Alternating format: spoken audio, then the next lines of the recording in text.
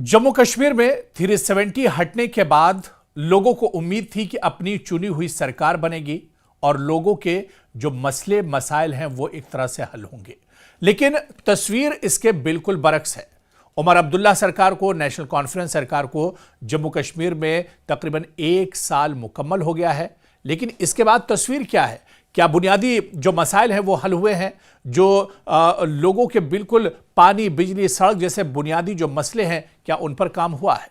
दरअसल ये मुद्दा इस वजह से हम उठा रहे हैं क्योंकि पिछले दिनों जिस तरह से बडगाम की सड़कों पर मंजर दिखाई दिया, वो सिर्फ एक एहतजाज नहीं था, वो एक सिसकी थी, एक पुकार थी, एक ऐसी आवाज थी जो बारिश, बर्फ, मौसम किसी चीज से नहीं डरती, लेकिन अब प्यास से डरने लगी है। जी हां, ये लोग सियासी नारों के लिए नहीं निकले थे, ये स्टेटहुड मांगने के लिए नहीं, मुस्तकिल रियासत के लिए नहीं, 370 के लिए नहीं, बल्कि वो सिर्फ पानी चाहते हैं। वो पानी जिसे हर हुकूमत बुनियादी हक कहती है। मगर बडगाम के लोग इसे कतरे के लिए इन दिनों तरस रहे हैं। शहरियों का कहना था कि रियासत का दर्जा बाद में भी मिल जाएगा, पहले हमें पीने का पानी दो सरकार।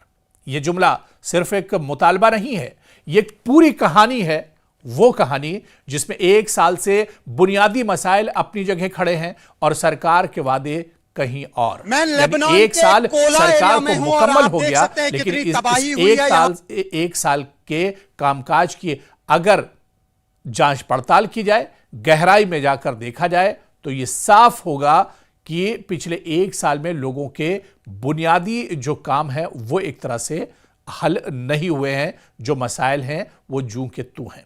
दरअसल बडगाम में प्यास की कहानी पर आप देखिए कि इतना बड़ा मसला पानी का बना हुआ है बडगाम में और बडगाम के आसपास के इलाकों में, जहां पर अब लोग एहतजाज करने पर मजबूर हो गए हैं। देखिए, लोग सड़कों पर कब निकलते हैं? जब उनके सब्र का पैमाना लबरेज हो जाता है, जब उनके पास कोई ऑप्शन नहीं बचता है, तब वो एहतजाज करते हैं, तब वो सड़कों पर उतर कर आते हैं और उनका गुस्सा फूटता है। बडगाम के कई देही इलाकों में पिछले कई महीनों से साफ पीने के पानी का शदीद बहरान है। जी हां, एक एक घूंट पानी को लोग यहां पर तरस रहे हैं और यह बात किसी और इलाके की हम नहीं कर रहे हैं। दरअसल बडगाम श्रीनगर से ज्यादा दूरी पर नहीं है, यानी जो रियासत का और जम्मू कश्मीर का दिल है श्रीनगर, उसके आसपास के जो इलाके हैं, यानी चिराग तरे अंधेरा एक तरह से कहा जा सकता है कि श्रीनगर के पास बडगाम का इलाका है और यहां पर पीने के पानी की इतनी ज्यादा किल्लत है। न घरों में पानी पहुंच रहा है, न टैंकर्स का कोई निजाम है और ना ही लाइनों की कोई मरम्मत। मजबूर होकर लोगों ने श्रीनगर गुलमर्ग हाईवे ब्लॉक कर दिया और यह एहतजाज किसी सियासी जमात की कॉल पर नहीं था, बल्कि जिंदगी की बुनियादी जरूरत के लिए लोग एहतजाज करने पर मजबूर हुए थे। और इसी वजह से लोगों ने कहा कि सरकार पहले हमें पानी दे दो, सियासत तो बाद में भी होती रहेगी। और आप देखिए कि एक मुअम्मर शख्स ने कैमरे के सामने बस इतना ही कहा कि हमें रियासत नहीं चाहिए, स्टेटहुड हमें चाहिए, हमें रियासत भी चाहिए, लेकिन सब ठीक है, इस पर सियासत होती रहे, स्टेटहुड का मुतालबा भी होता रहे, मगर पहले हमें पीने का पानी चाहिए। हम जब जिंदा ही नहीं रहेंगे तो स्टेटहुड और मुकम्मल रियासत का दर्जा हमारे किस काम का है?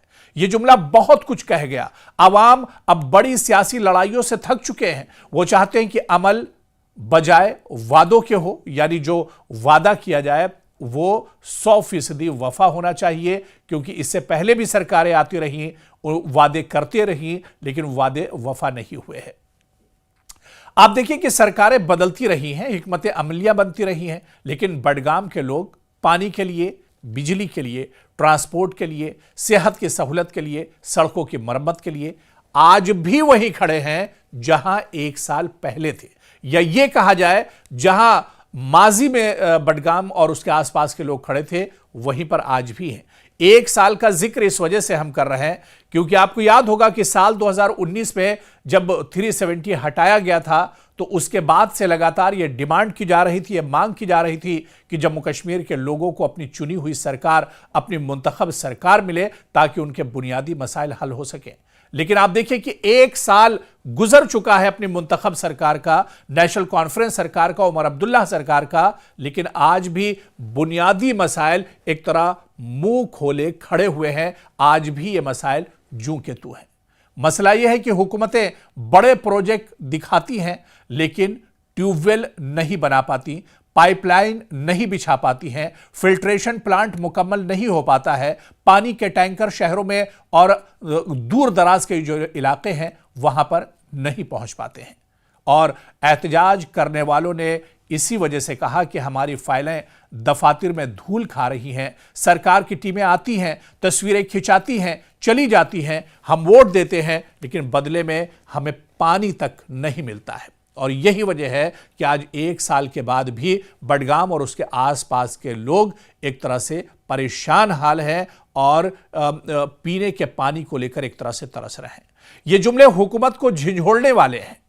आप देखिए कि लोग रोजमर्रा की जंग किस तरह से इन इलाकों में लड़ रहे हैं। बडगाम के कई घरों में खवातीन दूर दूर से पानी भरकर लाती हैं। बच्चे सुबह स्कूल खाली पेट नहीं खाली हाथ जाते हैं। बीमार अफराद के लिए साफ पानी न होने के बायस बीमारियां बढ़ रही हैं। ये मसाइल वो नहीं जो टीवी मुबाहिसों में आते हैं, ये वो मसाइल हैं जो घरों के अंदर खामोशी से चीखते हैं।